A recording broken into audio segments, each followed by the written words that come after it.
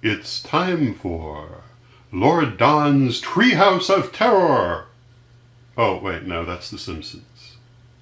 Lord Don's Crypt of... Oh, no, that's someone else. Lord Don's Vault. No. I know. Lord Don's Library of Horror.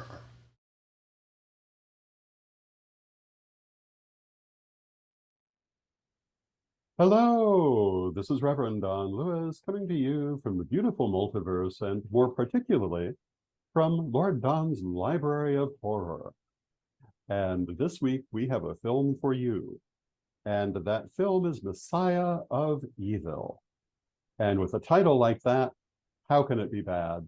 Or perhaps how can it be good? It's an equal opportunity question. This is actually one of my favorite films. I discovered it through YouTube of all places, but I would consider it to be a guilty pleasure. I find a number of things about this film very compelling, and a number of them are just plain mysteries as to why they made those decisions with what could have been a top-notch film, and instead is a very interesting cult film. This film came out in 1971, but they recognized what they had done, and it did not actually premiere until 1973, when it was retitled and I think perhaps a little reworked and introduced to the world in the form that it is in now. And it is definitely a late night horror type of film. And if you're like me, you love that about films like this. The other thing about this film that that is very interesting is the high caliber of some of the people who are actually involved in creating it, compared to how it came out versus other things they did. And with me is my co-host, Cosmo, who will talk a little bit about that. Yeah, I think you make a great point about Hewitt and Katz, Howard Hewitt and Gloria Katz, who helped produce and write this film. They went on to work on American Graffiti, Raiders of the Lost Ark, and of course Howard the Duck, which sometimes their name gets attached to. But it's quite the diversity, and I think you stated it well. Equal opportunity. They're not afraid to spread the talent across all of that. The interesting thing is Walter Hill may have gotten his start there. He was in the opening scene, and of course he went on to be involved with Alien in 1979, and some of the films like, the 48-hour type films in the 1980s, the heavy cops and robbers and westerns. So it's very interesting that you see these characters, like you said, pop up. Maybe the only film for a day, but there's quite a few hidden gems like that in this film. There definitely are. So with that, let us begin our film, Messiah of Evil.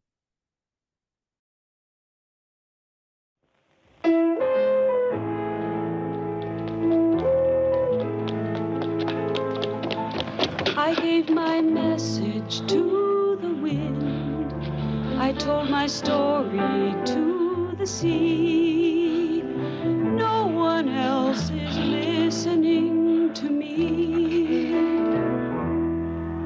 The hidden truth clear in my mind. Soon all alone I will not find. Somehow, somewhere, someone may hear me. Hold on to love, hold on to love, but beware of men who became beasts of prey. Many are they, child without a soul, men without a heart, their one hungry goal to tear your life apart. How many are they? Don't try to find out, stay away. They are without shame. This is not a game. From them stay away, or you could become one. I say,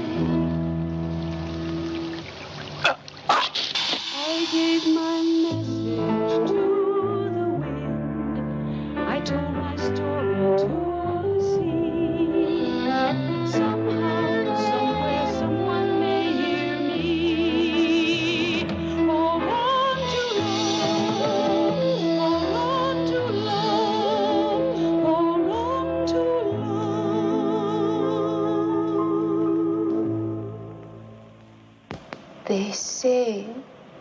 Nightmares are dreams perverted. I've told them here it wasn't a nightmare, but they don't believe me. They nod and make little notes in my file, and they watch me now, waiting for me to scar my breasts, to eat insects maybe, or to lift my dress like some crazy old woman and urinate on the floor.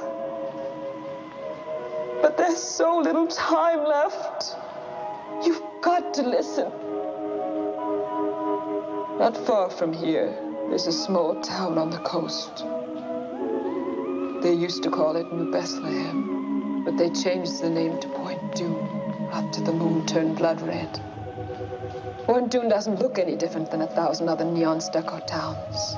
But what happened there, what they did to me, what they're doing now, they're coming here. They're waiting at the edge of the city. They're peering around buildings at night. And they're waiting. They're waiting for you. And they'll take you one by one, and no one will hear you scream. No one will hear you scream!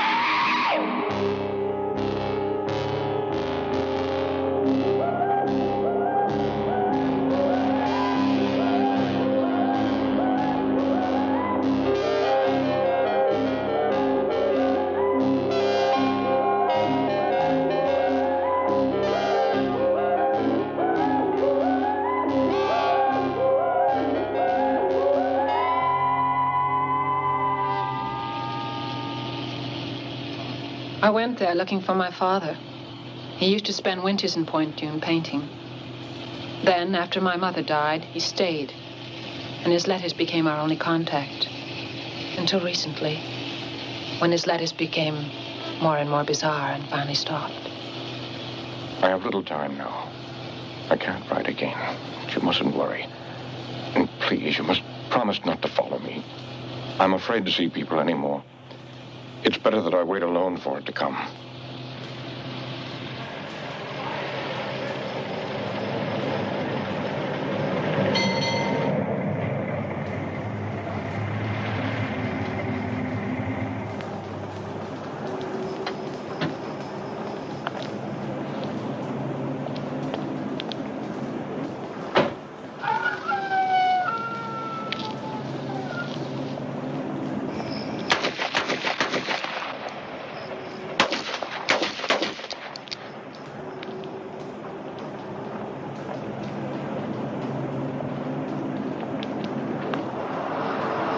Fill her up?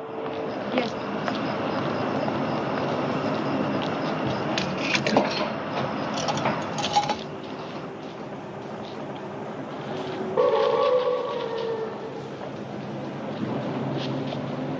Dogs. Stray dogs. Doesn't sound like dogs. Has to be. Has to be dogs. I've hunted in them woods out there. Nothing but quail and rabbits. Rabbits don't make that sound. That's Point Dune ahead, isn't it? Why do you want to go to Point Dune? I'm visiting somebody there. I can't understand why anybody would want to go to Point Dune visiting. I mean, it's just a piss poor little town. It's deader than hell.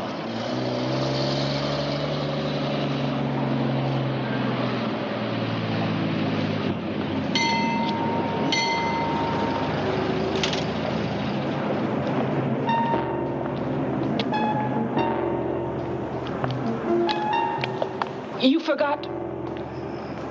Hello there. Fill her up? $2. No knock. Yes, sir.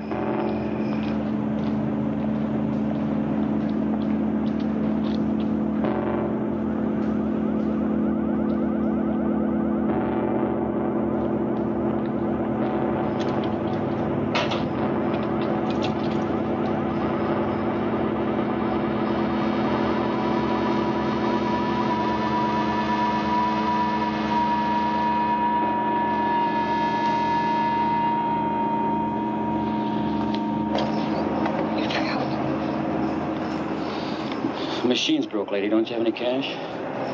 Well, no, but this is... That's all right. Forget it. Oh. Get out!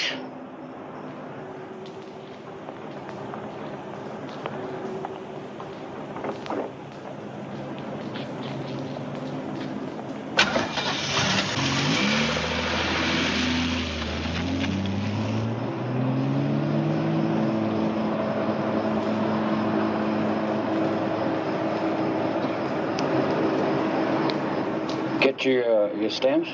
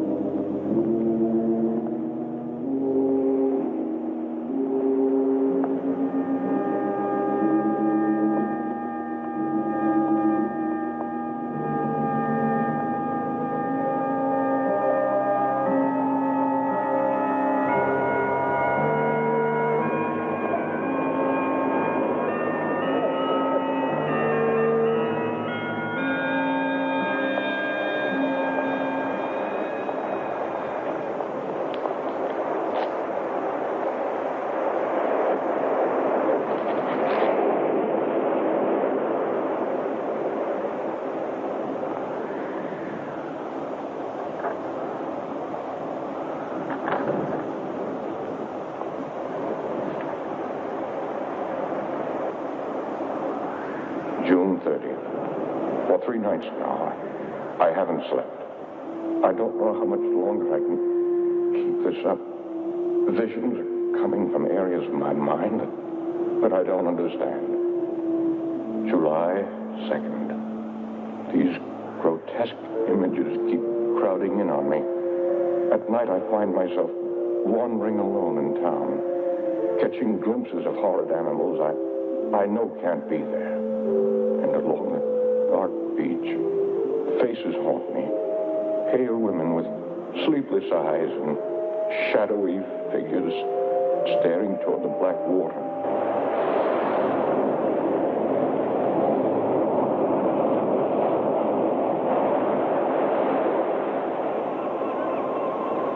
He didn't return that night. I walked along the beach in the morning, as I'm sure he must have, coming out of the nightmares he spoke of, back into the daylight.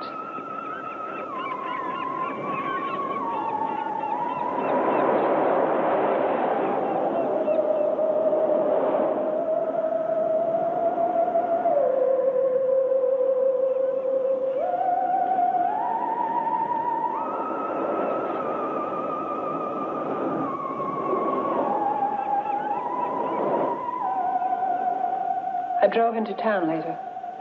It was hot already. I saw an art gallery and I thought they might know my father. The art dealer was blind. Her fingers moved like a pale spider over my face.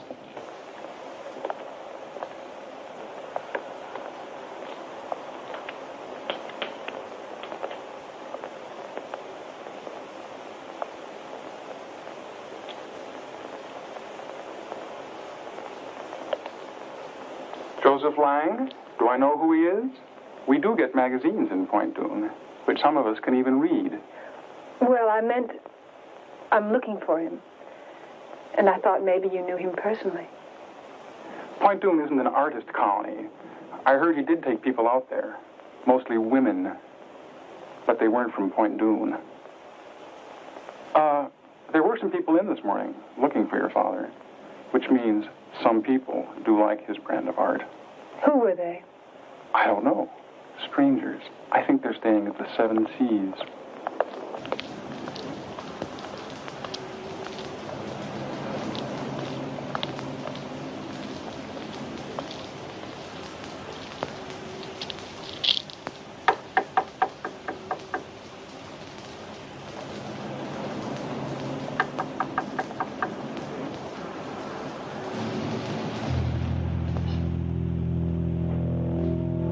I'm as old as the hills. Mama delivered me herself. She took me from between her legs. Bloody little mess. Just about to feed me to the chickens. And Daddy said, maybe we could use a boy, Lottie. That's how I came into the world. Excuse me. They said at the gallery that you were looking for Joseph Lang. He's my father, and I just... Just come in and close the door. All I want to know is if you knew... Close the door.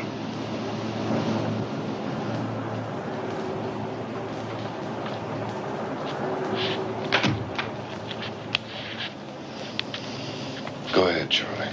It's hard to remember back on things, but I remember the red moon my daddy told me about only once. Mama gave him a bad look when he talked about it. He was only a boy himself then. He called it the blood moon. He said that was the night that he lost religion. He learned that men could do horrible things. Like animals. I'm really hungry. I've got the munchies. Shut up. Go ahead, Charlie. What about the moon? 100 years ago, the moon started turning red up in the sky and things began to happen. It was like the red of the moon got up there, the closer the people were being jerked toward hell, where the people started bleeding out of control. They found children eating raw meat. It was like the town was festering with an open sore. Until the night that they came down out of the canyon and... Who came down, Charlie? I gotta go. Charlie. Take the wine, Charlie. Well, thanks for your kindly hospitality.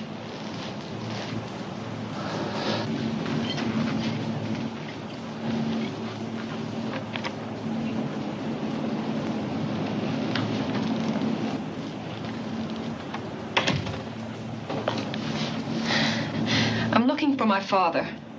Do you know him? I know of him. They told me at the gallery. We drove by the gallery this morning. I happened to see how this works in the window. I didn't know that he lived here. They didn't have any of his paintings there. Well, that's popularity.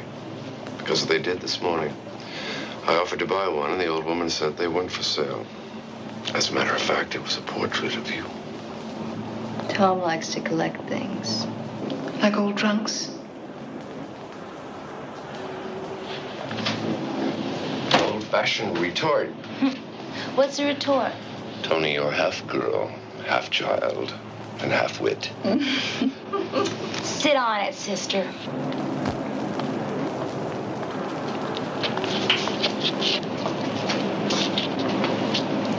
Don't be afraid.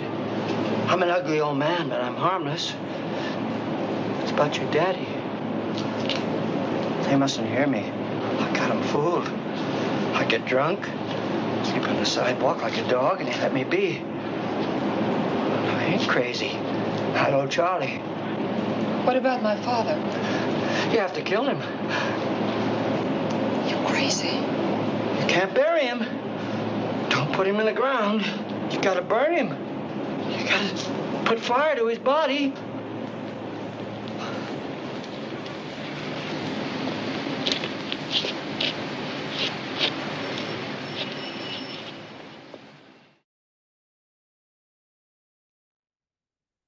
My, whatever will we do about Daddy?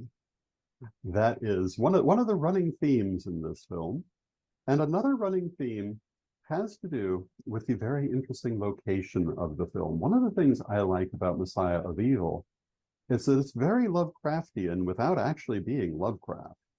But it has some of the same themes in it, including the very odd little town where you know things aren't right, but you don't necessarily know what it is yet. And all the people who live there are at least a little eccentric and doing things that don't necessarily make sense, as we've already seen.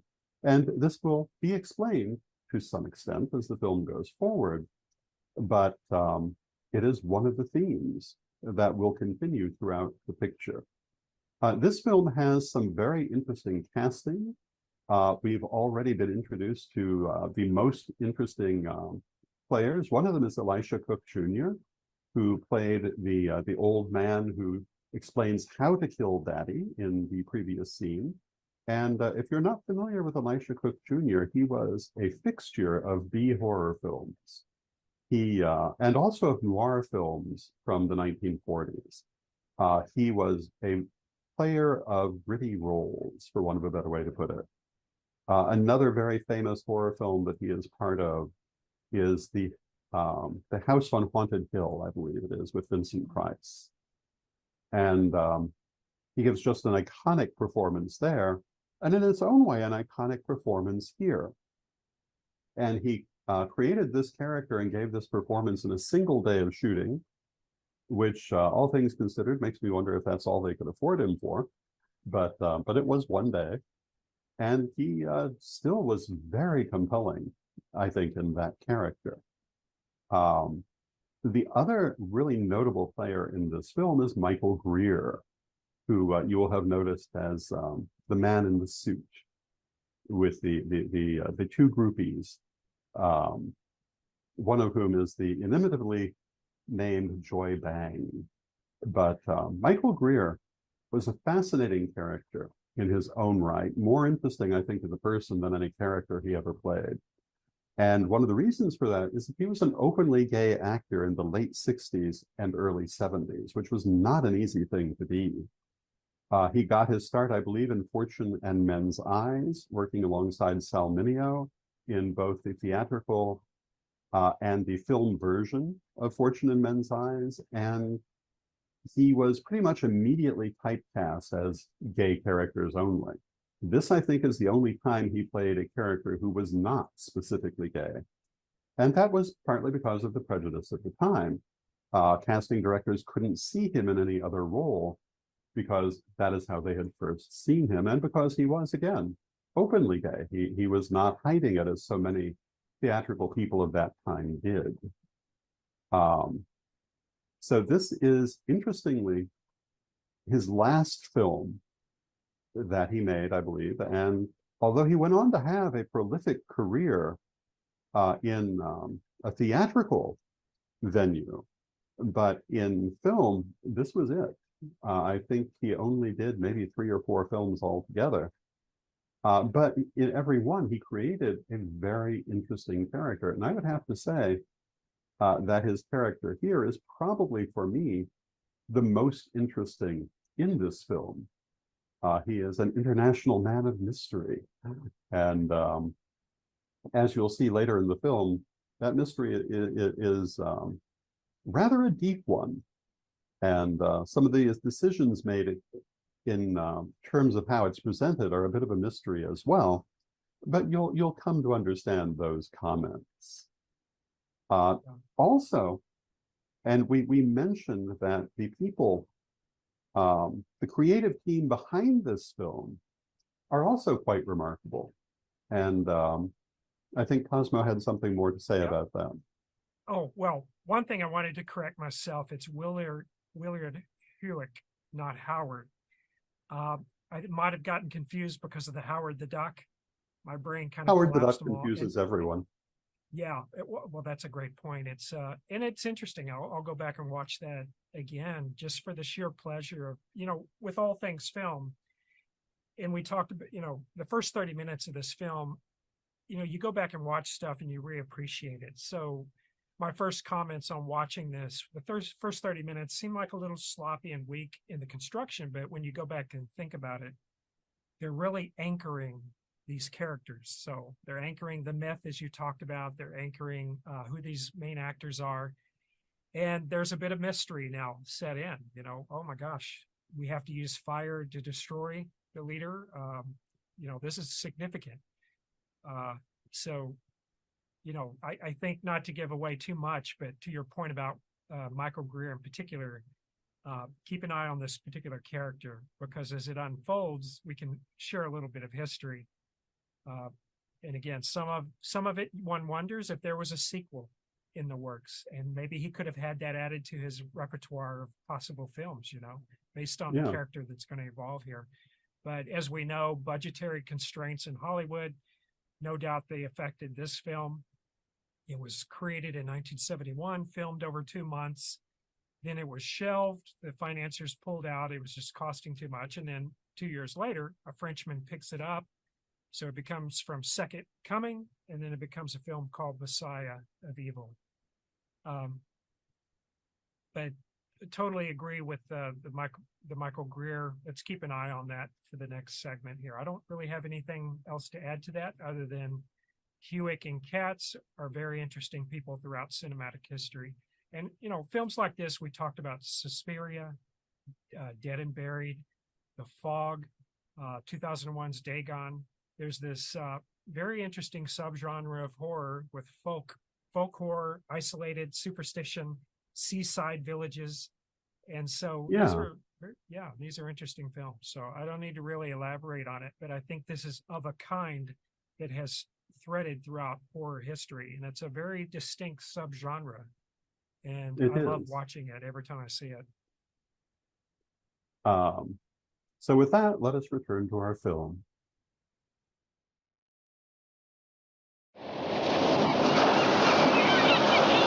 I spent the afternoon town asking about my father.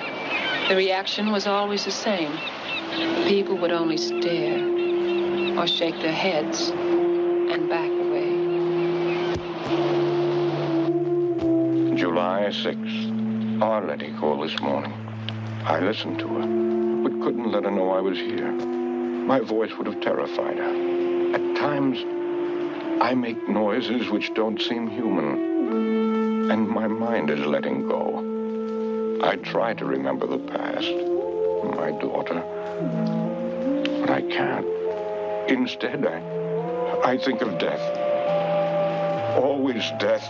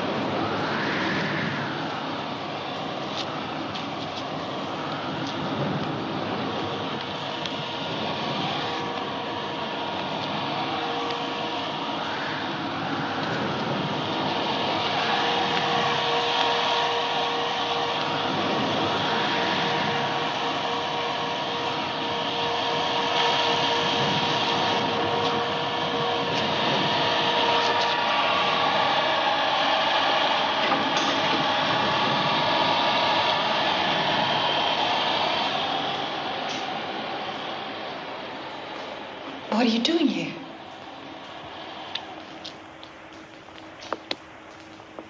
It's so comfortable, I didn't want to wake you. You're very pretty when you sleep.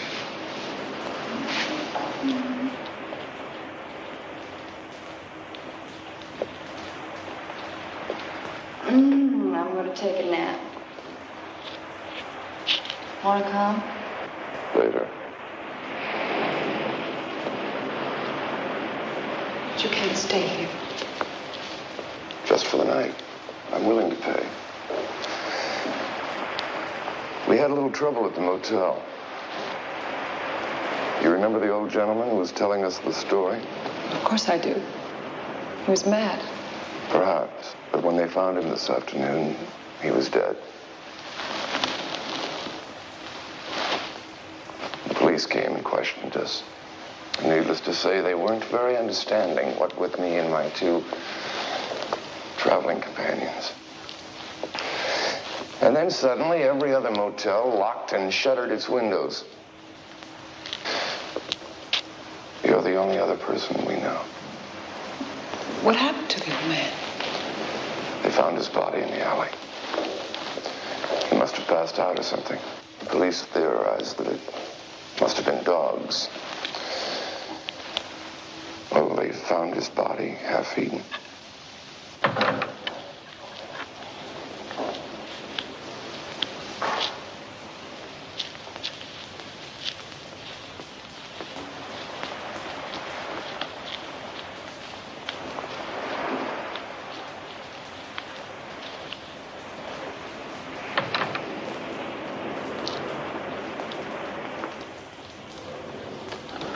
I let them stay. I never understood why. It was as if I'd come into a foreign town where I didn't speak the language and was sharing a house with people I'd have never met in my other life. Would you like some more? Yes, thank you.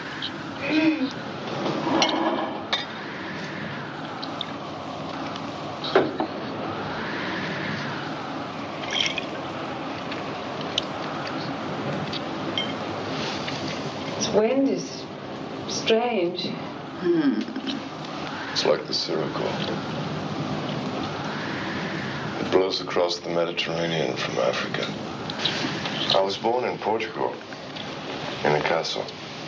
I thought it was a villa in Spain. My mother was a Portuguese, aristocrat. My father was rich and American. I have a castle that stands above the sea. One of our legends tells it. Tom, what are we doing in this shitty place? I don't know, really. As I was saying, every race has their legends. The Romans, the Greeks, even the folk here in Point Dune had their stories.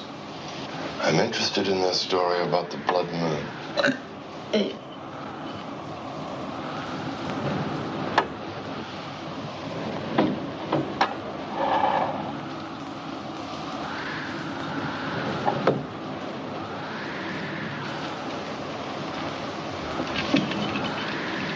was your father doing here? He didn't know anybody here. He could paint. Has your father been painting long? Laura's quite the art critic. She used to model. Photographers mostly. She specialized in exotic poses with snakes. Oh, Tom just gets so clever when he's trying to get into somebody's pants. Listen, when you go to bed with him tonight, why don't you let him sleep? Laura, I am tired of having to apologize for you.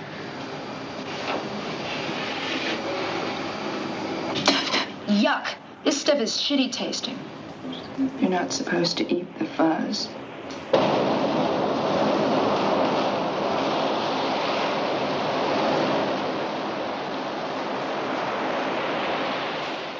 He said he was a collector of old legends. He thought my father knew something of the legend of Point Dune. I told him my father wasn't here. He said they could wait.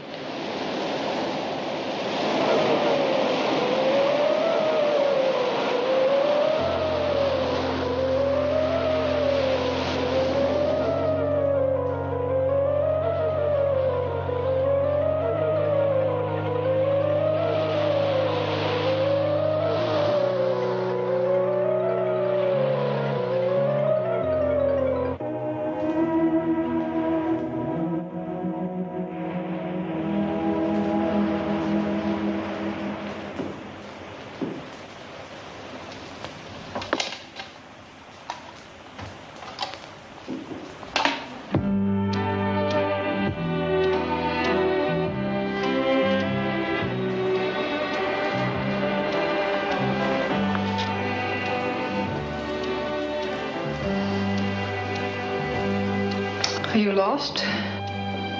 No. I've been walking. Have you seen the fires on the beach? No, I haven't. Good night. There is something you could do for me. What? My zipper is stuck. On my vest. I'm sure one of your traveling companions could help. Well, they're very angry with me. They get jealous when I'm around strange women. How awkward. Really? So if you just...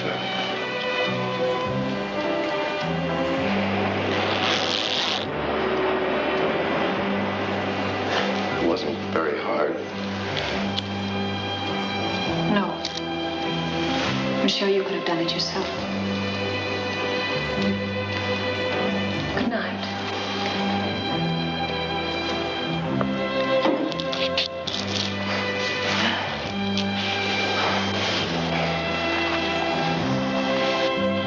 Well, you don't just unzip a man and say goodnight.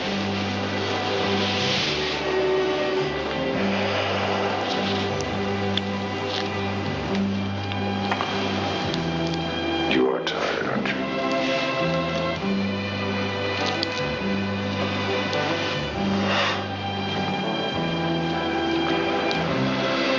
So am I.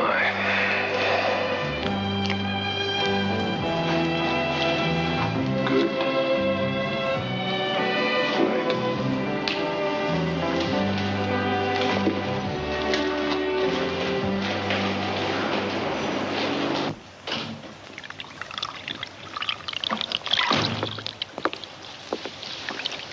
Going out tonight? I'm splitting. Oh. How long? Forever. That's a long time. What? Because I'm tired. I'm tired of him. I'm tired of this place. He didn't get lost, you know. He came here on purpose. And why the hell Point Doom? Don't you like the beach? Maybe you could learn to body surf. He's just farting around with us. Yeah, we'll let him fart around. I'm going to San Francisco. Mickey will take me in. Who's Mickey? He's a drummer. What about me? You're just a kid. You'll be all right.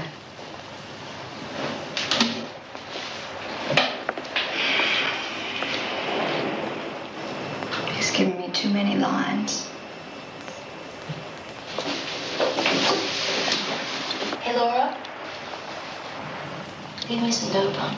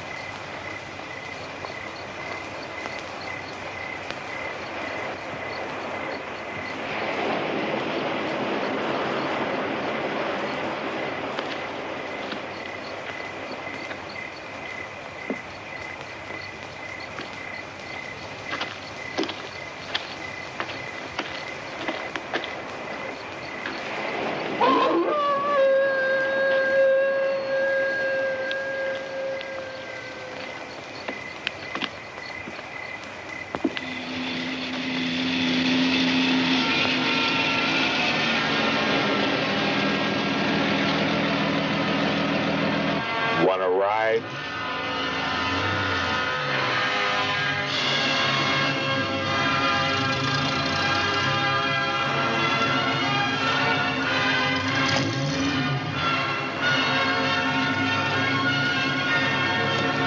What the hell?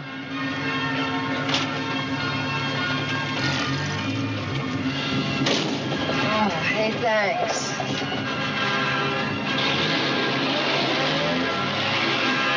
You coming back from the waiting? The what?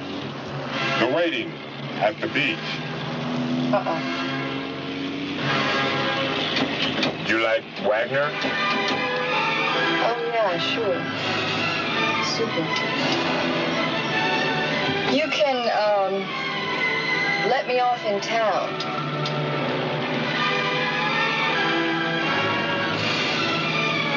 You guys must have been, working late. Moonlighting. Moonlight. Everybody was out there tonight. Even the little creatures. I found a lot of them. A lot of what? Beach rats. What's wrong? Nothing. What do you do with them? Do with them? I eat them. That's what I do with them.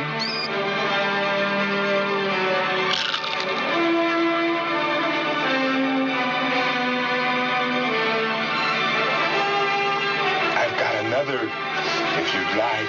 No, thank you. I'm just going to get out right here. You don't want it? No. It's a very nice night to walk.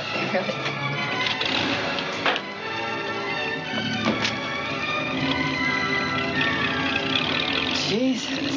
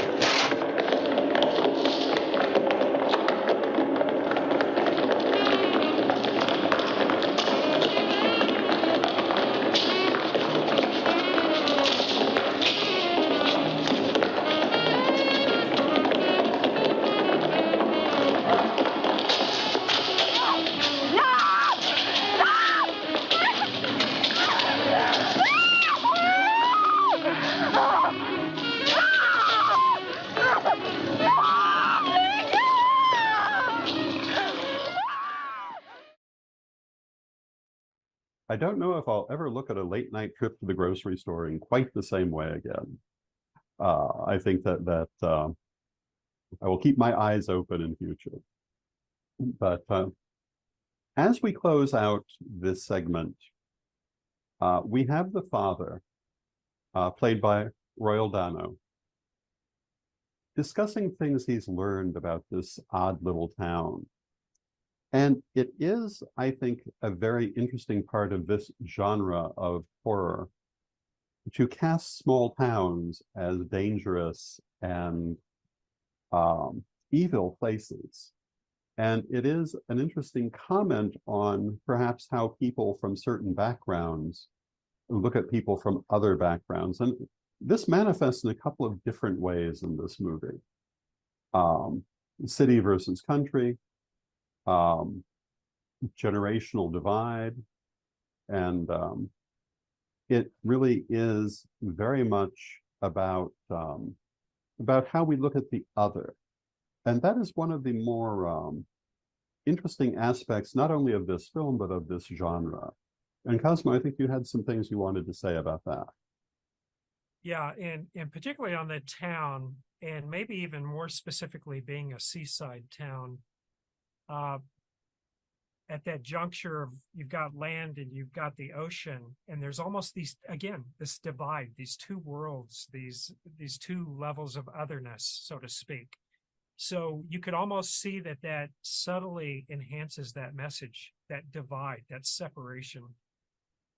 So that was one of the things that stood out for me. The other thing is when I watched that supermarket sequence, and as we continue in the film, I was reminded for some reason of Logan's Run, where you don't trust anybody over 30, and the predominance of some of the town folk, as you saw in the supermarket, they were older compared to Anitra Ford's character, Laura, who got killed in the supermarket. So you'll see more of that as you go through here. I don't want to read too much into it, but I think there's a reason they put that there. And it emphasizes, again, the otherness. And this is of a time, too, right? We come out of the 60s into the early 70s. There was a lot of that generational divide. I mean, even today, we have that. We see that a lot, where you've got Gen Z and, X and baby boomers, all sometimes kind of pitted against each other in conversations. And really, there's no need to be. But,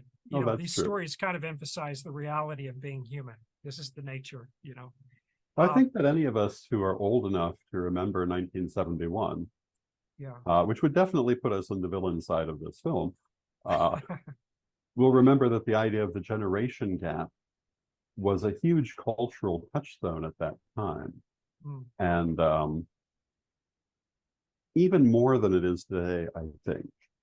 And so it is interesting to notice that the sinister villagers tend to be older and over 30 and are, I don't know if we can call them heroes. None of them is exactly heroic, but our group that we're meant to identify with are all quite young and hyper fashionable and very hip and very liberated.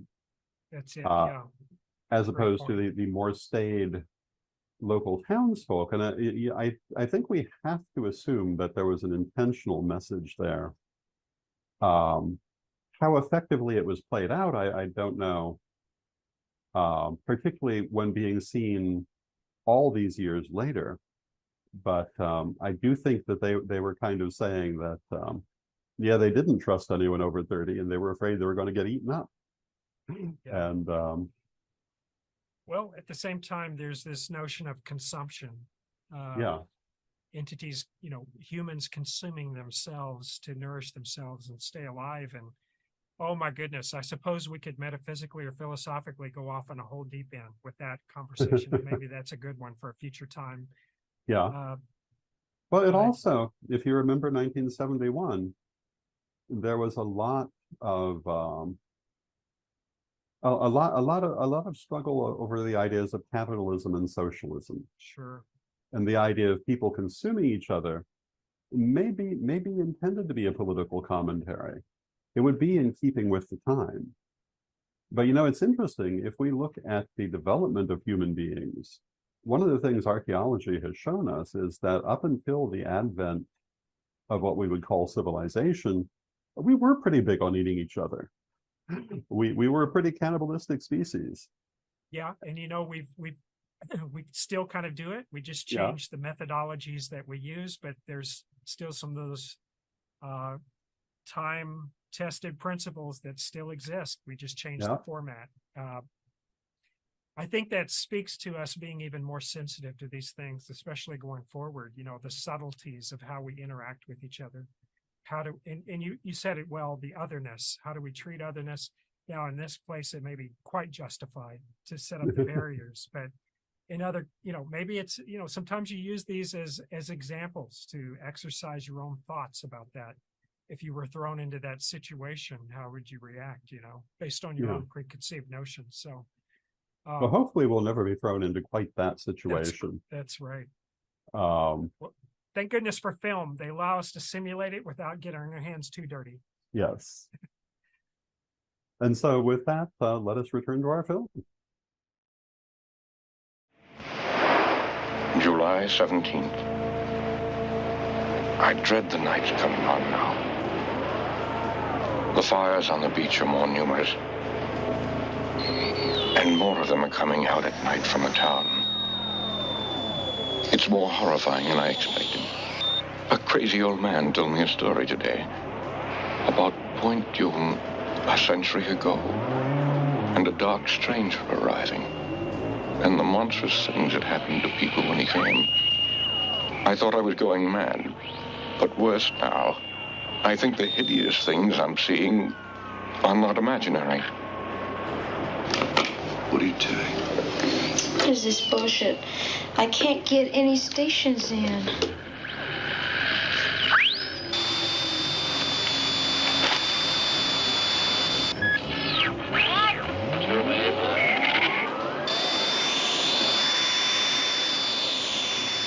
Laura didn't say anything else.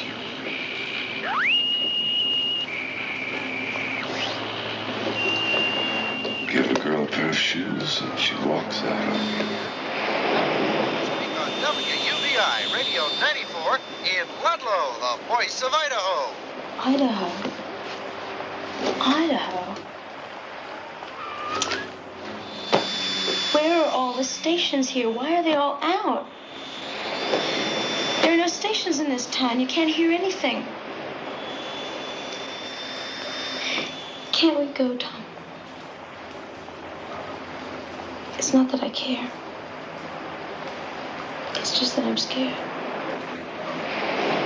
What?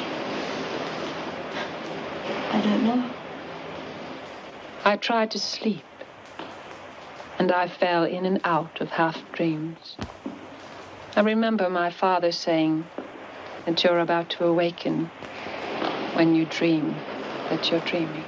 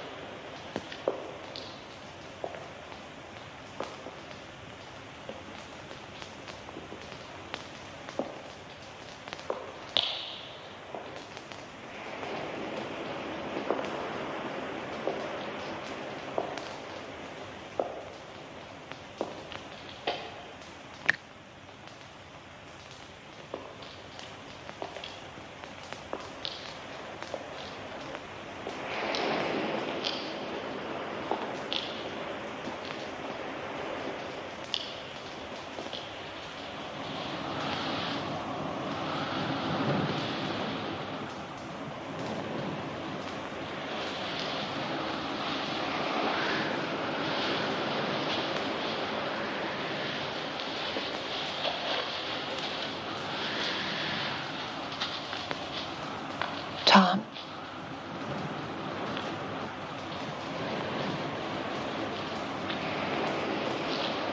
Father?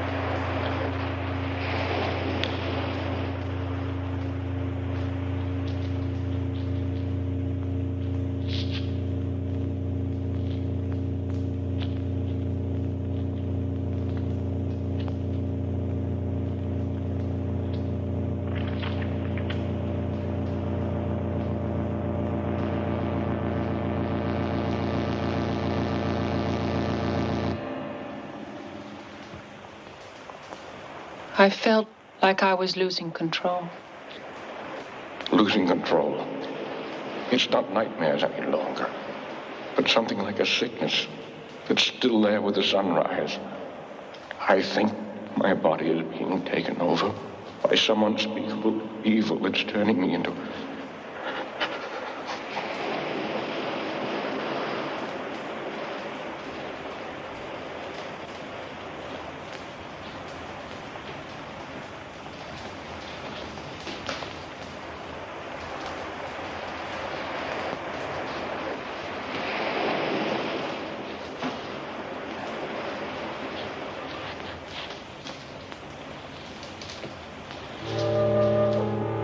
Arletty, what's wrong? I don't know. The light was on in the studio. I thought maybe I thought someone was in there. Come on, it's all right. There was a painting. Come on, you've been having a bad dream. Come on, get in.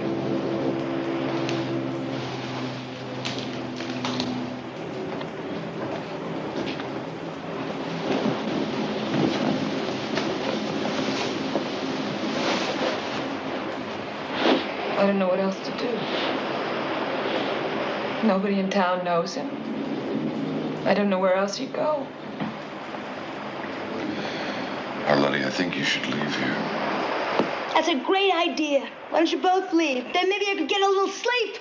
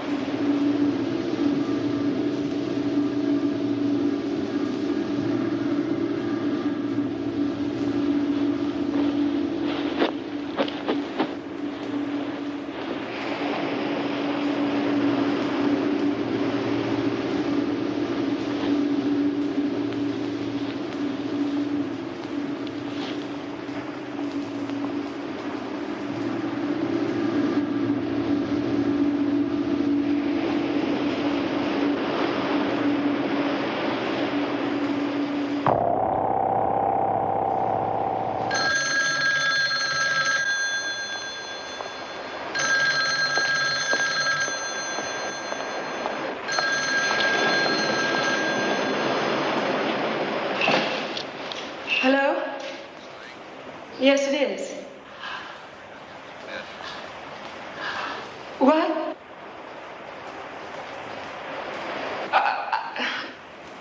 I don't...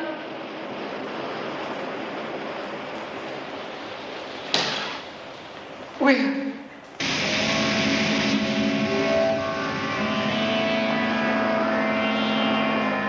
The police said it must have been a mental problem. They had picked up my father twice in town. He was found wandering around before dawn. He never knew where he was, what he was doing in the dark streets. And then people reported seeing him on the beach, building a huge sculpture. The tide must have collapsed it on top of him.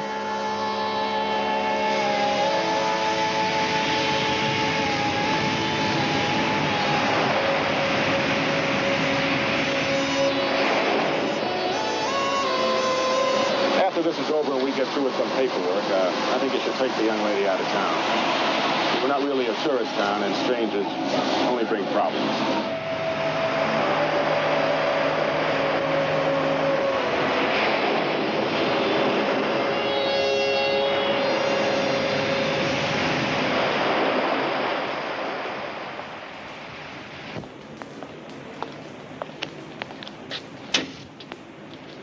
July 20th.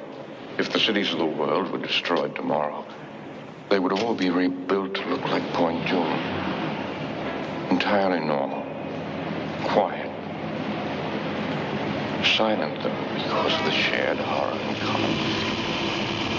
I know it's hiding now beneath its stucco skin.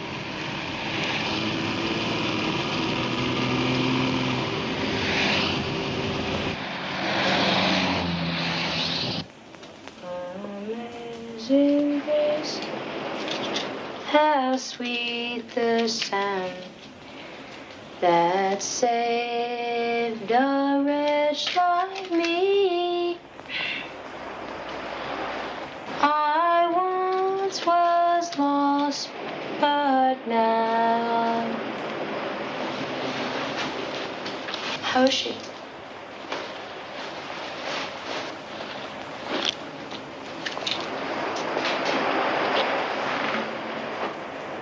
I remember the night my father died. He was coming home from work, drunk. His stuff Started bleeding out of control. They found children eating raw meat. And it was like the town was festering with an open sore until the night that they... We're never going to leave this place, are we? Until the night they came down out of the canyon and...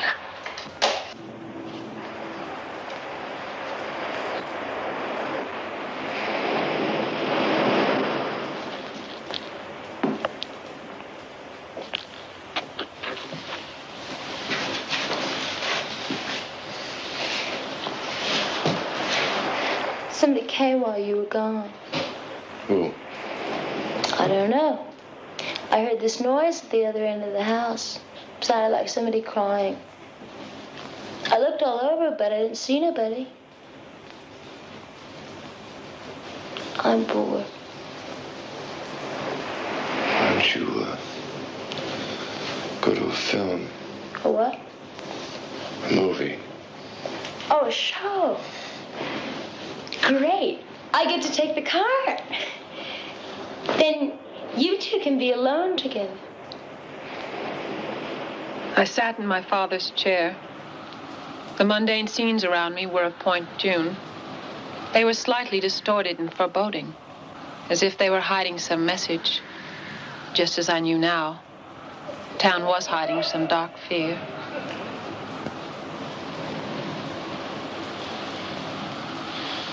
July 21st.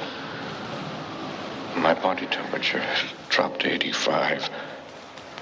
This morning I passed blood again. It's as if the thing that's taking over my body no longer needs human blood.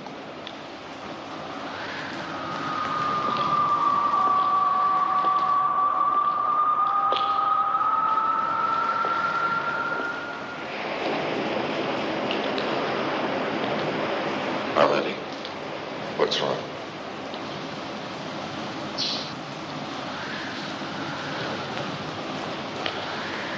What is it?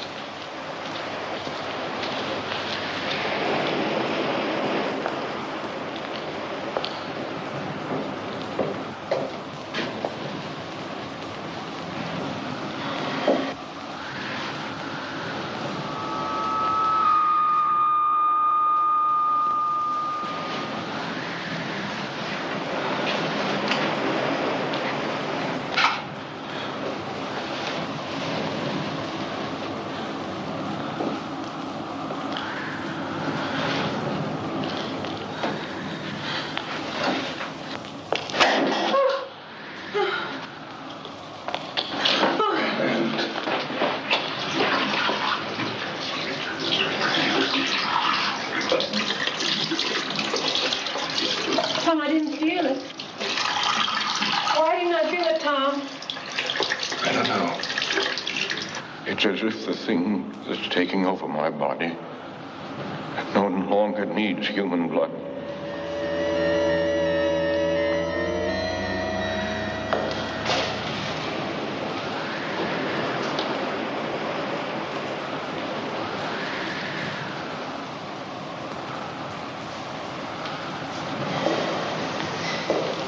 Father had beautiful hands. They were fine, long, almost feminine fingers. He was ashamed of them in a way. He used to laugh and say that after the revolution he'd be shot. That pale hands were the mark of a decadent life. That's how I knew.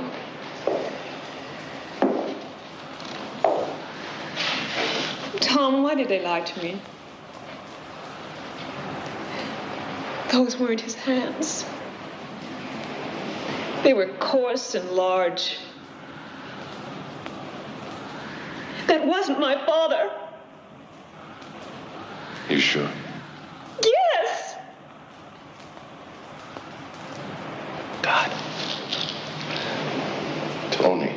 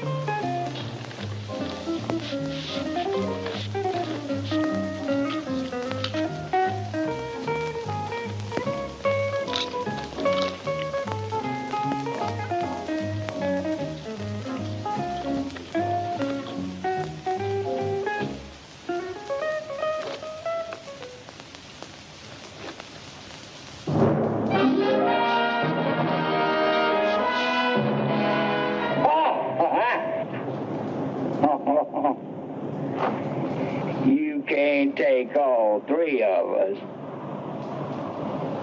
Wrong.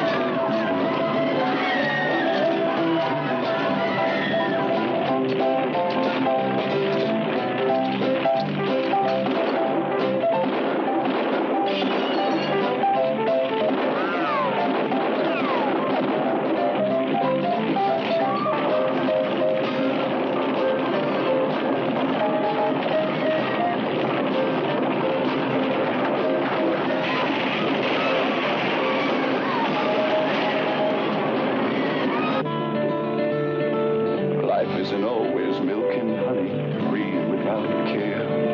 Life isn't always fair and sunny. Life isn't always...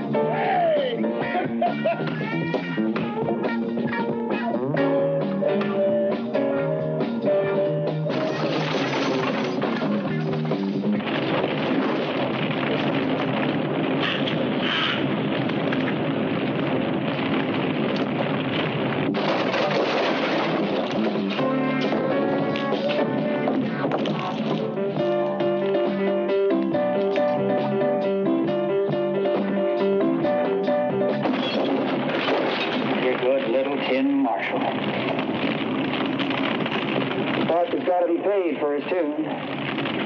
Not just with money.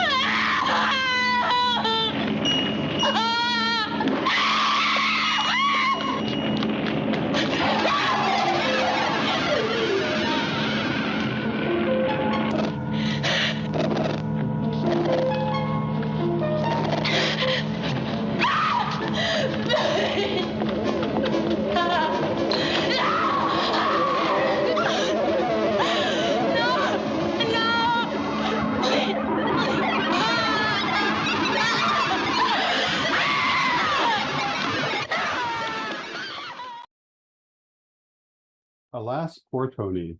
She was only with us for a moment, and then she was gone, much like the actress who played her. Tony was played by the actress Joy Bang, who not quite sure where she got that name or how she functioned with it, but it was her stage name. It was not her birth name. And she only made like 4 films and had a short career as an actress, which is not uncommon for all of those who are very successful in the acting business. There are many who are only in it for a few years, and she was one of them. She is still living today, but she's been out of the acting business for a long time. But if you look at the scene we just saw, what we were saying about a generational divide is pretty obvious. We have Joy Bang as the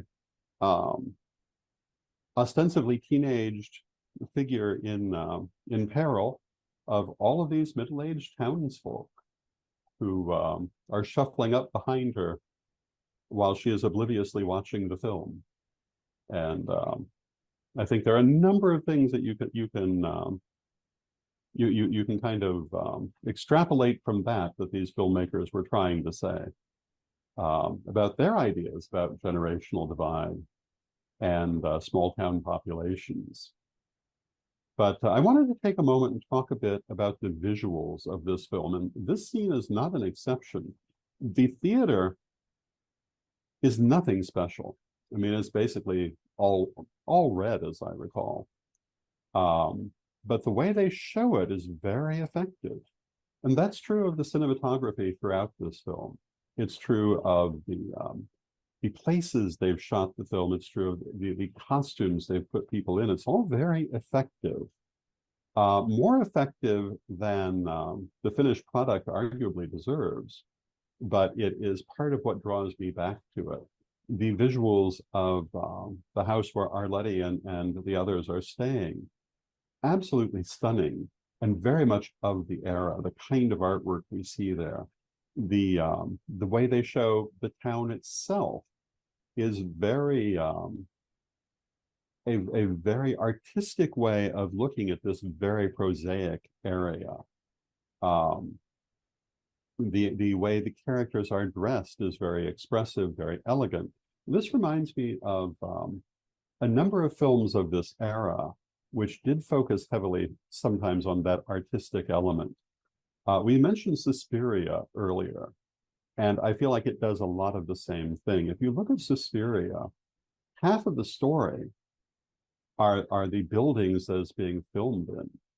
From the very first scene to the very last, the buildings are, the architecture is almost a character in itself.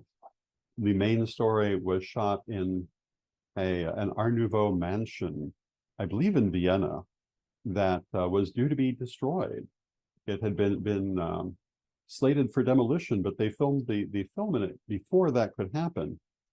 And if you look at the architecture, it's just stunning. And the way that it's used in the mise-en-scene in the film is just stunning.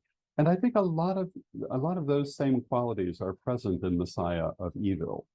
Again, the mansion where Arletty is staying has a very artistic feel to it. The way that it's filmed is very artistic. And I think that was definitely a feature of films of the 60s and 70s, more so than I think most films today. And it's one of those things that has endeared this film to me. And yeah, and I think your point on the style and look of the film, I mean, you made me think about the killings. They're pretty effective, but you don't see really blood. Yeah.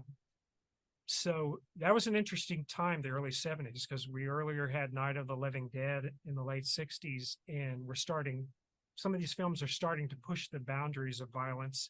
And indeed, a little bit later, we'll see a little bit of that where it does show up. But I thought this killing was pretty effective in the cinema for not showing a lot, but leveraging your imagination to imagine, oh my gosh, this person's getting eaten alive here. I think they did a good use of that, given the budget. And I heard that probably the most expensive thing was something Michael Greer wore as part of the film. So that tells you, if that's the case, they had to really stretch that money.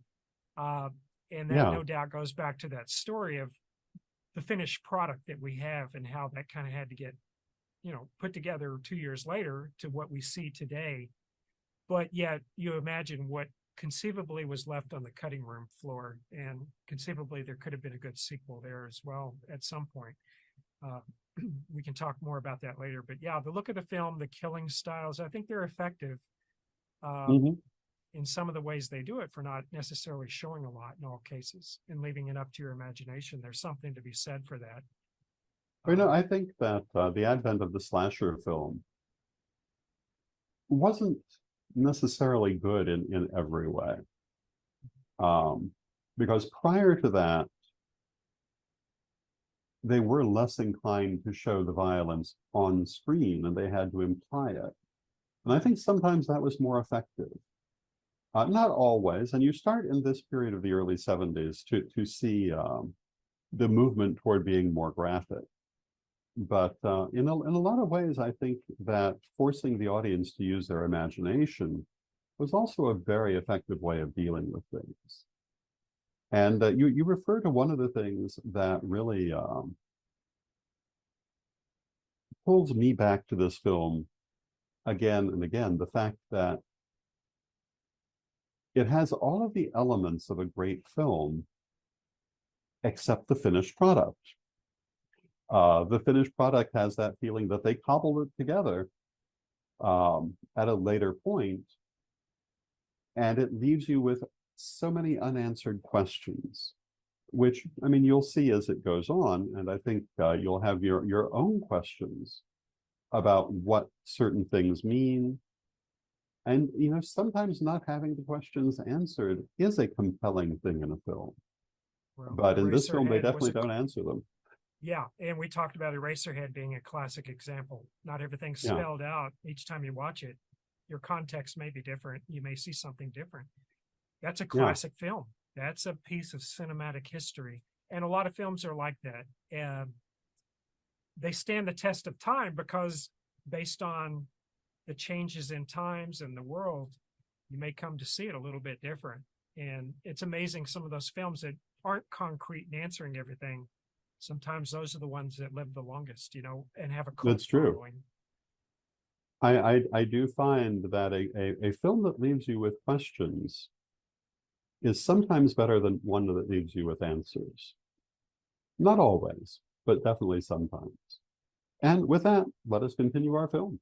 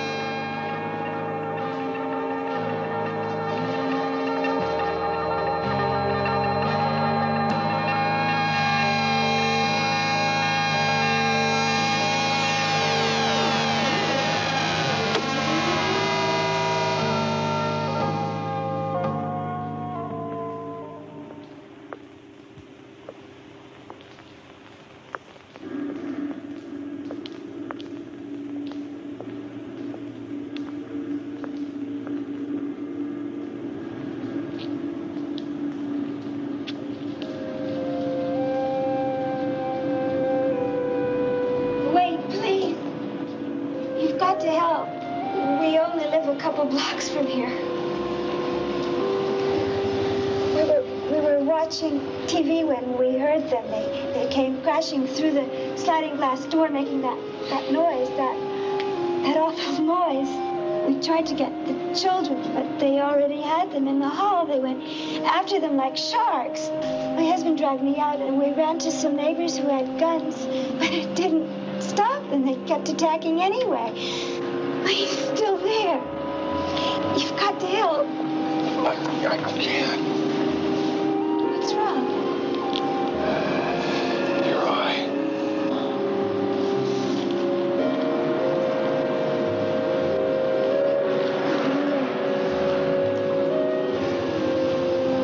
Too late.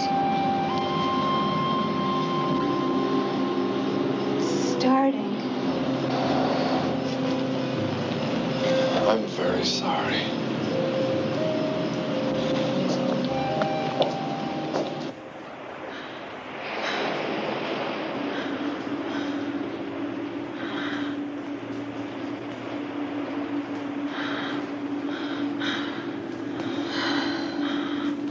July 28th. I cut myself this morning. My finger was nearly severed. Without feeling any pain, I ripped it off at the joint. I felt nothing at all. I'm disintegrating rapidly.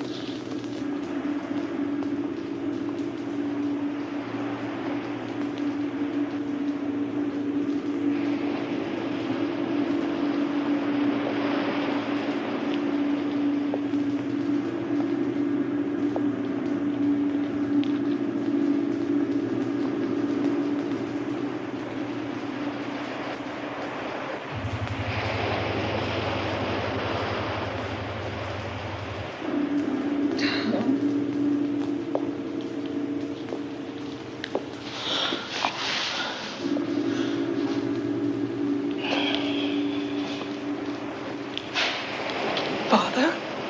Valerie, I tried to warn you. I dragged one of the bodies they killed up on the beach, but you still didn't leave. There's little time left. You'll have to go. Tell people on the outside. Warn them that what happened 100 years ago is happening again. What? Listen. Please listen. He came 100 years ago. A hunter first saw him.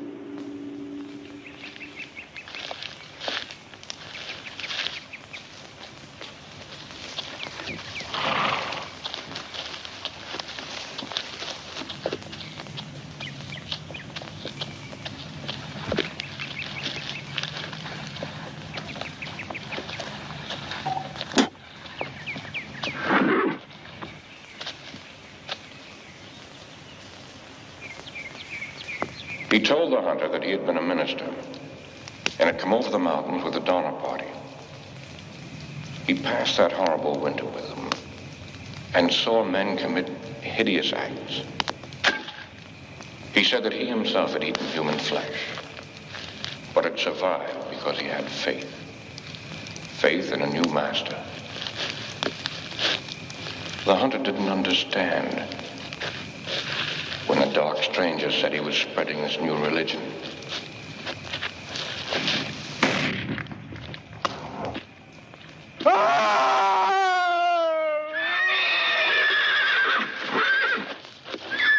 When they found the hunter,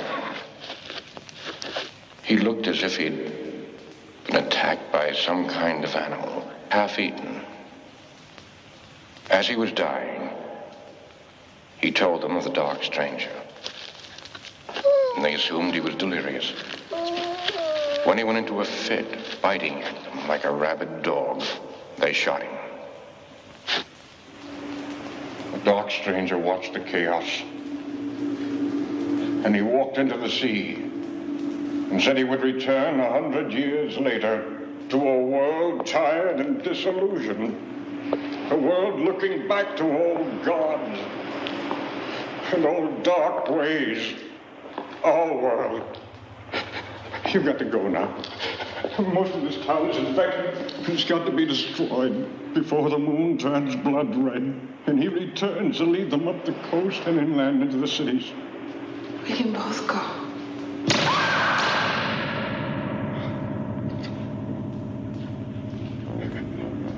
They took me, and they did this to me.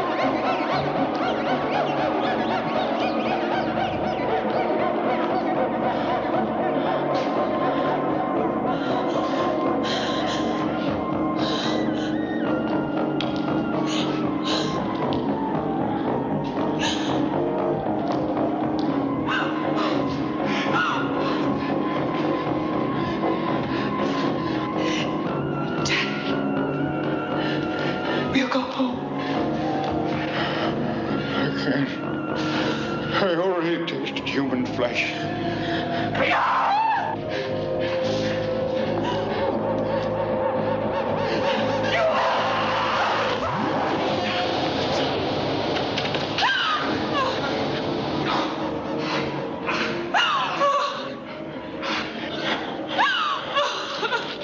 You gotta kill him. If you love your daddy, you will kill him.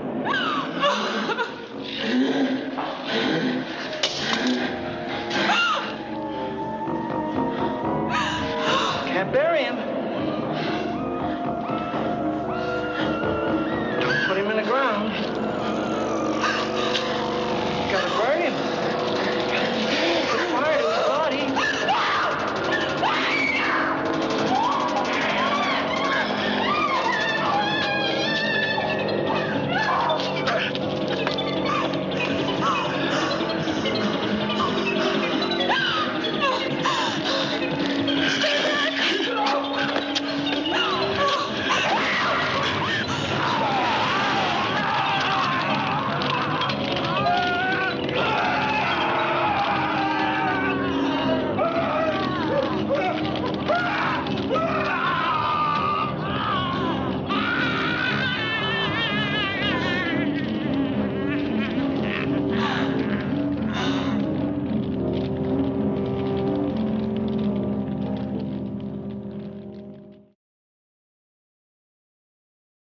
that scene was certainly on fire. We return to our film chat, and there are a number of interesting things that we've just seen. One of them is the Blood Moon. Another is the Donner Pass, and of course Tom encountering the townsfolk, and Arletty encountering her father. A touching father-daughter reunion, if ever there was one. And it's very interesting that they've introduced the Donner Party in the middle of this story. And it's also interesting to notice that this happens in a number of horror films. The Donner Party, I guess, has definitely affected, definitely left its impression on certain people's minds. It certainly left an impression on history. And if you're not familiar with the Donner Party, in which case I can only wonder how you would not be, but they famously were trapped by winter snows and forced to eat one another to survive. One of the famous examples of relatively modern cannibalism that was very shocking to 19th century America. One of the things that's interesting about the Donner Party, however, is that they were not as isolated as they thought. There were numerous Native American peoples in the area, and they actually were aware that this was happening and they wanted to help. And they attempted to approach the Donner Party with supplies to help them survive. But the members of the party were so afraid of the idea of dealing with Native Americans that they shot at them. And so they gave up this plan and let them go ahead and starve. The Donner Party had Native American guides with it, which is why those local people had approached to help, but that response did not help the situation. And once they'd been shot at, of course, the local Native Americans did not return and left the party to its fate. But it didn't actually have to have that fate if it had been a little less prejudiced. And this is a little bit of an object lesson, I think, that is often left out of this story. So now we've seen the Dark Man, the actual Messiah of evil. And we've seen that he originates with the Donner Party, and that cannibalism is part and parcel of his cult, I suppose we would say. And that the symbol of his coming is the blood moon. And that he first came during the blood moon and he is to return during the blood moon, which is when the moon is seen to be blood red. Now, of course, this is an actual phenomenon that does occur. And there's also the use of the term blood moon to refer to the full moon in October, or the full moon in November, in various different systems, on the premise that this is when farm animals were slaughtered for the winter. I don't know if that's the actual origin of the term, nor is it necessarily a universal term, but you will encounter it from time to time. In this film, however, the blood moon refers to the distinct red color of the moon. And when that does happen, it usually is taken as the omen of something momentous occurring. And in the film, it's the return of the Messiah of evil. And we will shortly be seeing more of this figure, which is not to say we're going to have a lot of answers, but we will be seeing more of it. And well, I was going to say on that note, I think there was this notion that this Dark Messiah, the timing was such that he would return when the old gods were re-worshipped. Yeah. So I'm not sure what statements the film was trying to make about paganism or any of that nature, but there was this explicit conversation here. When the old gods are re-worshipped, that's when the time was ripe for the Messiah to return. That is a very important point, and it's part of why this film is so Lovecraftian without being Lovecraft. The idea of the old gods returning. But they never quite make it explicit. No, they don't. Which to me is incredibly frustrating. Yeah, and that could be old gods that exist beyond time and space dimension-wise, like you said, Lovecraftian Cthulhu or any one of those, as the, they open the gates to let it in, so to speak. The other thing is we encountered, Arletty's father, Roy O'Donnell. So we finally see him, and of course he meets his demise. So unfortunately, in a very short time frame, Mariana Hill has gone from trying to discover and figure out what happened to her father to already having to dispatch him, unfortunately. And it's funny how these segments work out perfect. We bookended each one of these segments with somebody getting killed, but ultimately now it's her father. And she acted that really well. I thought that was a very well acted scene. You definitely saw the trauma she was feeling. I mean, my goodness, just uncovering all the layers of what he's gone through and the mystery of this town to now having to set him on fire. I think that's part of the appeal of this film, that the performances actually are pretty decent. That's right. A lot of aspects of this are good. And it's just the final treatment that makes it a B film. That's right. And you've pointed this out, Michael Greer's character, he's really fascinating to watch. Yeah.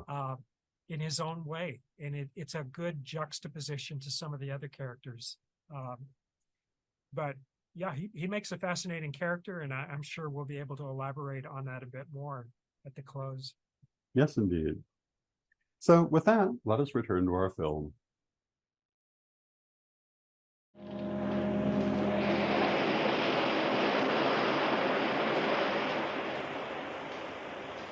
Arletty?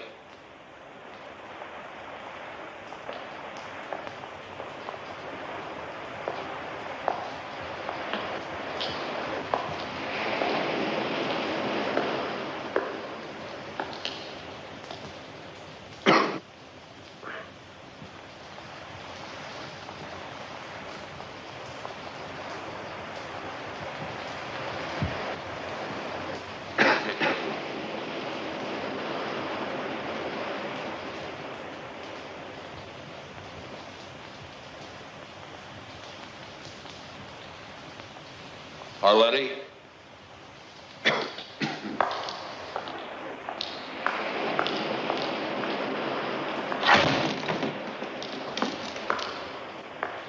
Arletty?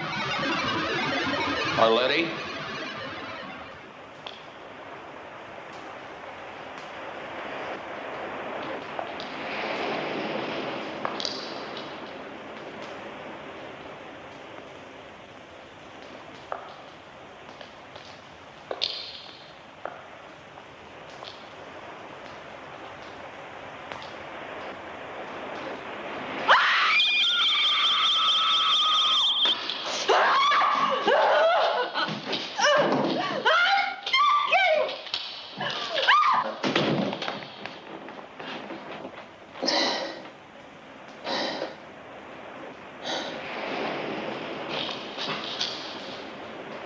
Why didn't you leave? I came back here to get you.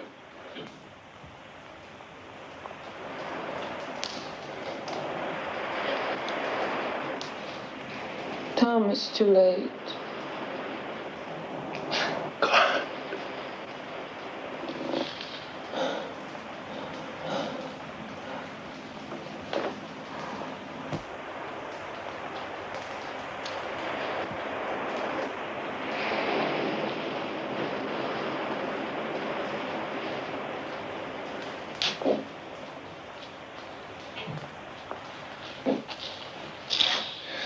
I saw them in town.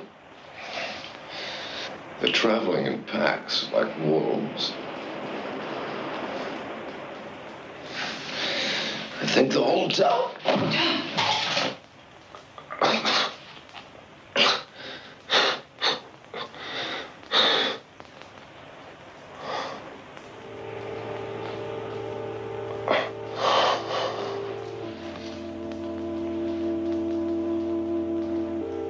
I was dreaming. We were in a forest, and it was snowing. The trees were wet, and you were looking up. And I asked you what you were thinking. said you were thinking about all the people who were born and died. All the trees went on living.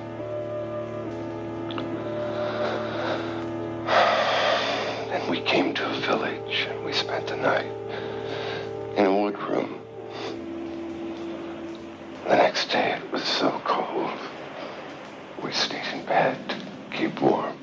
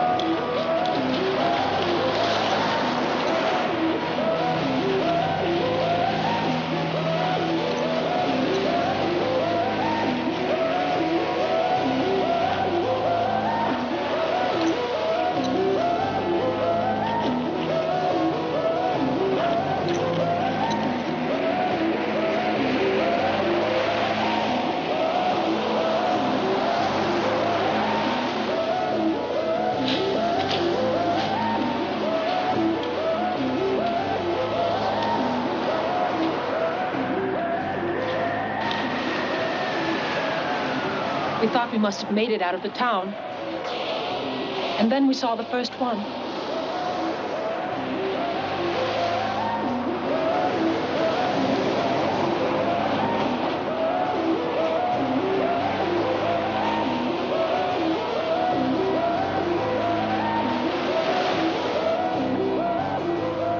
They were coming down to the beach as they did every night to stare at the ocean and wait.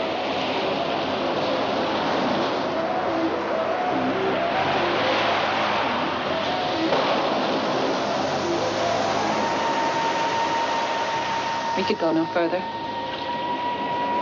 They were all around, watching us, staring at us,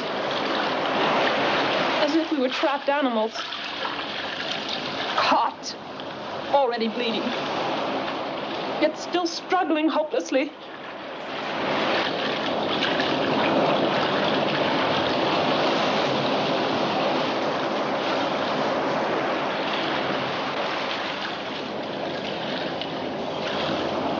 We hoped to make it to one of the small boats on the horizon, and then we would drift out and head for safety down the coast. He was having trouble with his arm. I had hurt him. And now I couldn't help him. Boats didn't seem any nearer.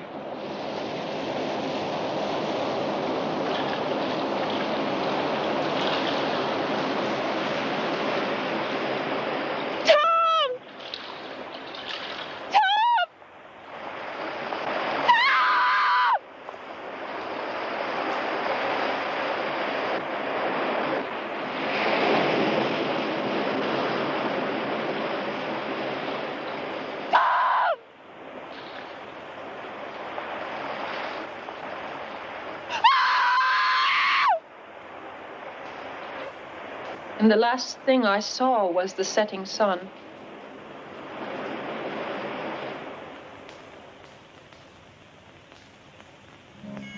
They hadn't let me drown. They had pulled me from the water. They had prevented my last escape. That night, most of the town was on the beach. They built their fires, not for warmth, but as beacons to be seen from the black ocean. They dressed me in an old gown.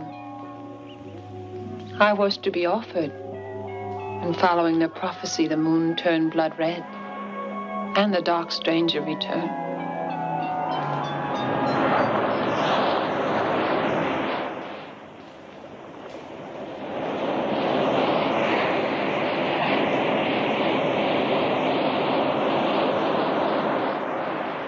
He let me go with a story that condemned me, knowing that they wouldn't listen. He was right. I made it back, and they put me here. He told them of the dark stranger, and they assumed he was delirious. When he went into a fit, biting like a rabid dog, they shot him. It was like The night the moon turned blood the red red, of the moon got up. horrible, pale creatures Closer, who were no people were longer being jerked. Lord hell. crashed into farmhouses and gorged themselves. Men could do horrible things. Foreign Cannibals. Folks were shooting through the streets 100 years ago.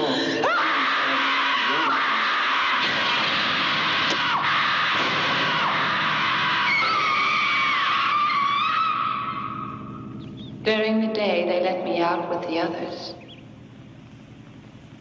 We sit in the sun and wait. We sleep. And we dream.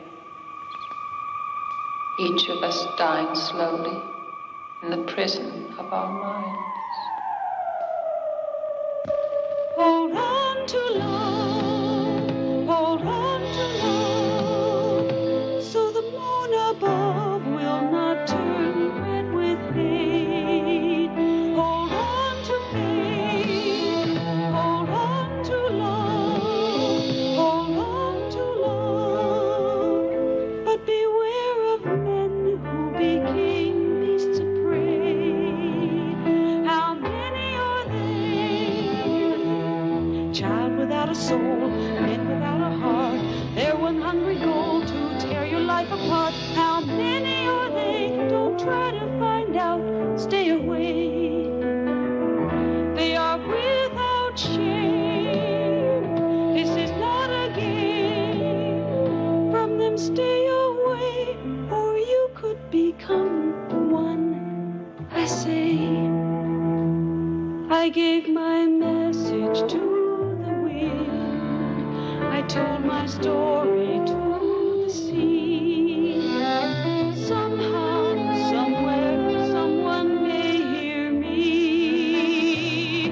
Hold on to love. Hold on to love. Hold on to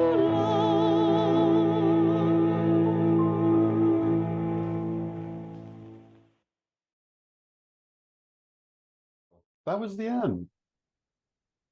That was the end. How is that the end? How did they shoot this whole film and end it like that?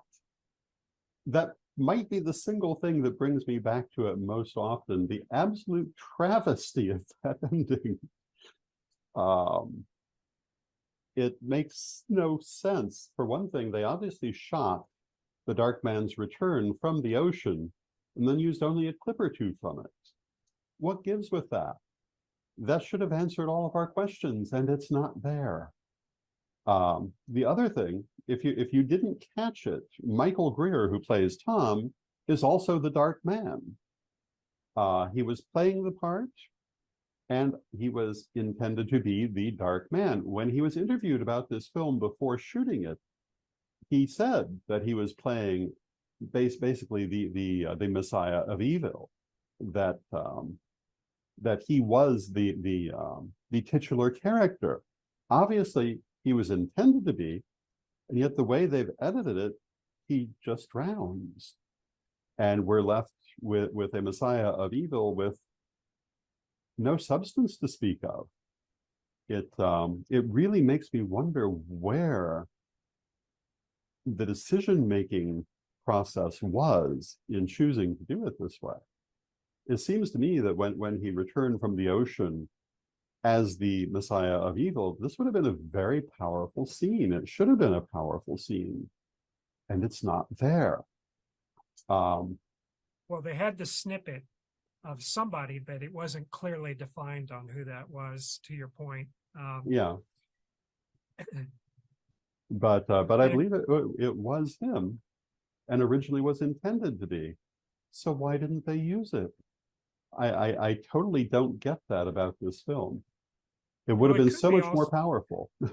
Yeah, and it could be also that, maybe he discovered the timing just wasn't quite right yet. Now, after all, now that we know who this is, he actually got attacked by the town folk earlier in the film in Act. Well, that's true. It was in Act 3, but maybe he realized, okay, maybe it's not ready yet. So Arletta,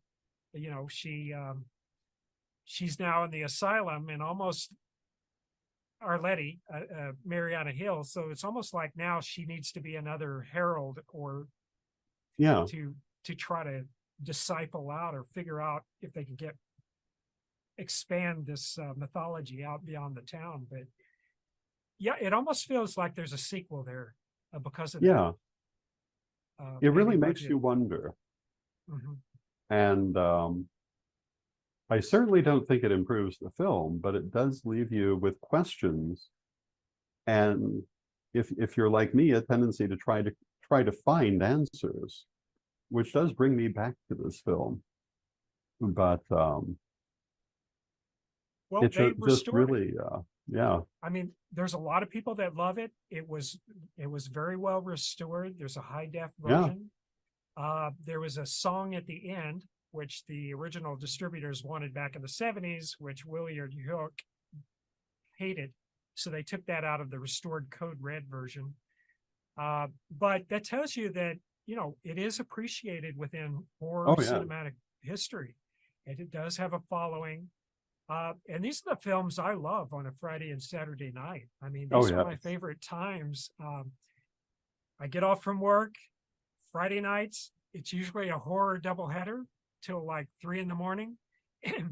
This is going to be one of those films. It's going to be an Eraserhead, or maybe one of, some other one. It doesn't always have to have the answers. And you've talked about this yourself. You espouse that because, those do hold up across time, and you do come back at it. Like Suspiria was an example. I didn't really appreciate the opening as much, but the more I saw it, the more I appreciated it. And of course, I really love the Amazon remake of that film as well. Quite honestly, I'm a huge fan of that one. But they're of a similar type, these bizarre, isolated, trying to uncover the onion, the mystery of what's going on with this, and you're kind of flung in the middle and you're having to fight for yourself. And she comes out on the other side, but I'm not sure in what shape she is, at this point. She didn't get eaten, so she can count that as a positive. But she was doing things like regurgitating insects and not feeling pain. And of course, there's also the question with this kind of film, was she ever sane in the first place? Is she in the asylum because maybe this has all been a hallucination? Well, that's a good point. That's an excellent point. And quite honestly, these are the type of films I don't quite like as much. I like this film, but this particular method of saying that everything you just saw was a dream or a hallucination, it's almost like the multi-dimension time traveling. It almost sucks out the emotional stakes that we just had, because now we can just kind of hand wave and say, well, it wasn't all real, or we can solve it with a time travel fix or something like that. I don't think the film, I think to your point, and we talk, there's probably some budget that got dropped, some film that got dropped on the editing room floor, and there's probably a director's cut that could have been done. I did research that, and a lot of people have been looking for it. I think it's just not there. I don't know where that film would be at this point to piece that together if it did get filmed. Or if It it was would even be probably of a good lost. quality. Yeah, maybe Well, it's yeah. not of a good quality, you know? Well, that could be too, because they apparently were on quite a limited budget, filming very quickly. And if the film just didn't come out, they may not have had a second chance to redo it. That could be why they've done the ending the way they did. That actually might even be probable. Well, the great thing is Willard Hewitt and Gloria Katz, they went on to do quite a number of big films after, and even Walter Hill, who was there briefly at the start before he got dispatched at the start of the Yeah. film. There's a lot of pedigree here. There's a lot of history for people who went on to do greater things. I mean, we Yeah. talk American Graffiti, writing on Raiders of the Lost Ark, those kind of things. These are huge Yeah. events in cinema. So, and you know, you and I, we appreciate that. We can give space and honor that, and we still Absolutely. honor films for the time they were in. I don't ever try to look at things just totally in the current lens. I think that's very important. Yeah, it detracts from what was going on at the time and the way people perceived. And, you know, it wasn't a time of CGI. We weren't spoiled by all of these computer things, and people had to be creative on the budget that they had, more so than perhaps today.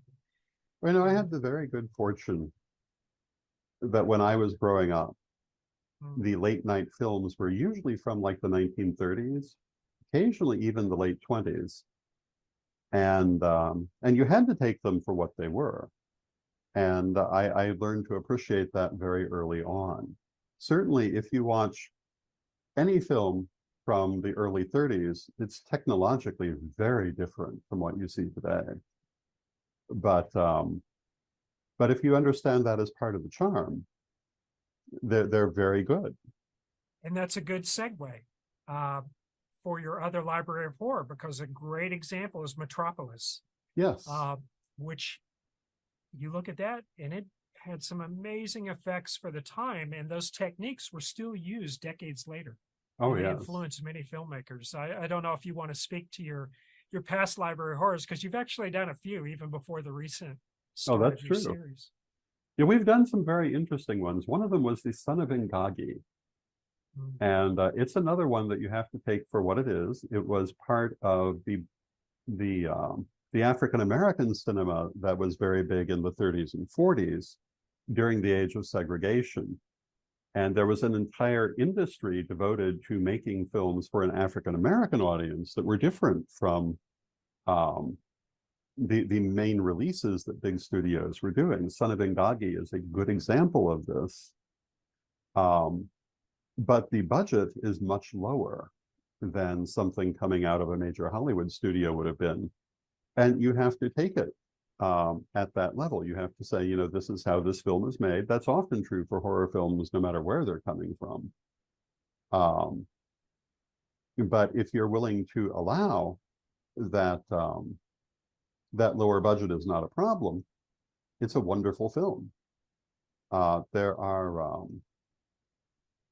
were a number of very interesting films we did in the first season of Library of Horror. We did The Ghoul with Boris Karloff. We did White Zombie with Bela Lugosi, which is another one. It's very early 30s. The sound is handled very differently than later films. It's before they really understood how to use a soundtrack.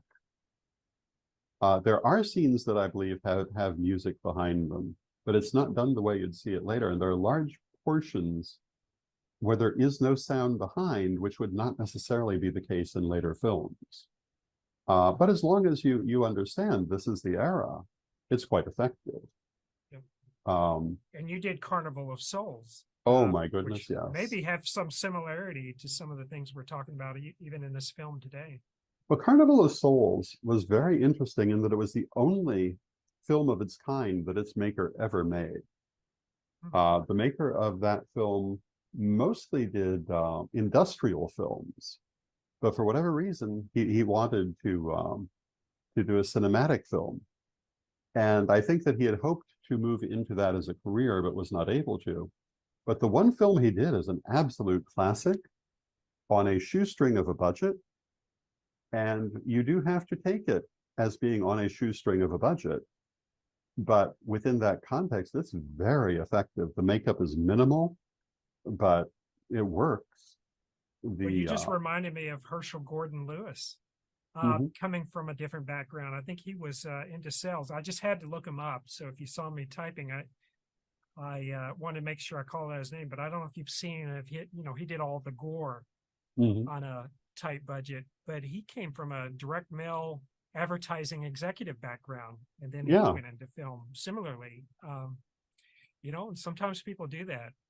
That's true. So that's a whole wide thing. I'm not even sure where Roger Corman came from. That would be an interesting one to talk about, what his prior background was before filmmaking. But that's true. So many influential figures like that they may have small cult films, but yet they leave a lasting impression on a number of filmmakers. Absolutely. And talking about Carnival of Souls, if you've seen it once, you'll never forget it. When we did that, I remember talking about it with Marianne Kay, who was one of the principal people at Witch School at that time, and who now does mymysticgems.com. And she had seen it in theatrical release when she was quite young. And it had definitely left an impression, because it has no special effects to speak of. It's very low budget and still incredibly atmospheric and full of suspense, which in the end I think is worth far more than a big budget or a lot of makeup. And I think for me, that's one of the things that I like about the kind of film that we're looking at here, that it often is on the lower end of the budget scale, which means they have to be more creative. And you can see some really interesting things that if they'd had all the money in the world, they would never have done. Well, and the bottom line is, it's great to look at the trajectory of film over the decades. And in particular, we're talking about the horror genre, just to see how that's traveled from the 30s to the 40s, the classic Universal monsters, all the way up, the Hammer films. I really feel like that would be a great library of horror, just to pick a discussion point of a few of those across the decades, and look at that trajectory of how our perception of horror and the execution of it has played out over time, and the main players like this we're talking about. Yeah, that's true. It's a statement of human journey, right? In a lot of ways. Cinema is that, how we look at the world, how we see things over time. If you look at those horror films from the early 30s, they truly frightened people. Some of them were banned in certain countries because they were considered too frightening for people to watch. But you look at them now and you wonder why. We are far more desensitized to such things today than our ancestors were, which is interesting, because I think we overall live with less violence than their world knew. Especially if we look at that generation between the two wars. They had already lived through the First World War, which was full of carnage and horror, and were not long after to plunge into the second one, which was full of carnage and horror. But Frankenstein upset them.